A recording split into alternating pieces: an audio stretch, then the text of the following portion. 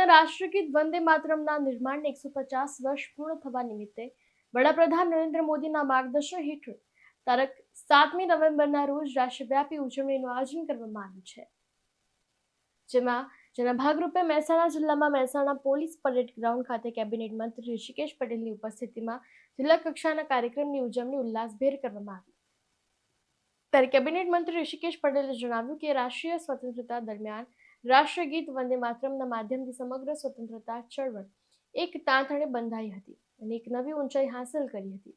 ભારતનું રાષ્ટ્રગીત આપણા સમગ્ર દેશ માટે રાષ્ટ્રીય ગૌરવની બાબત છે।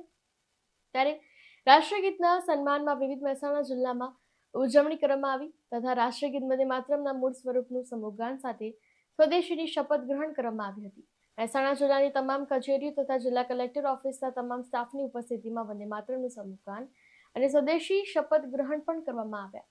આ કાર્યક્રમમાં મહેસાણા જિલ્લા પ્રભારી દર્શનાબેન દોશી, મહેસાણા જિલ્લા ભાજપ અધ્યક્ષ ગિરીશ રાજગોર, મહેસાણા મહાનગરપાલિકા કમિશનર રાકેશ ખટાલે, નિવાસી કલેક્ટર જેગોડા, જિલ્લા પોલીસ વડા, સાર્વજનિક મંડળના માનનીય મંત્રી મિલન ચૌધરી ઉપરાંત સમગ્ર જિલ્લાના અધિકારીઓ તેમજ કર્મચારીઓ ઉપરાંત પોલીસ જવાનો અને વિદ્યાર્થીઓ મોટી સંખ્યામાં ઉપસ્થિત રહ્યા હતા। આજે સમગ્ર ભારતભરની અંદર રાષ્ટ્રગાન વંદે માતરમ, જેને આઝાદીના સમયની અંદર લોકોમાં એક નવ ચેતના, નવ પ્રાણ ફૂંકી અને દેશ પ્રેમની ભાવનાને બળવત્તર બનાવી હતી। આજે પણ એ ગીત, એ ગાન, આપણું રાષ્ટ્રગાન વંદે માતરમ આજે પણ જ્યારે પણ ગવાતું હોય ત્યારે દેશ દિલની અંદર અને સમગ્ર દેહની અંદર એક રાષ્ટ્ર ભાવનાની ચિનગારી અને એક ખૂબ મોટી એવી સંવેદના પ્રગટાવે છે।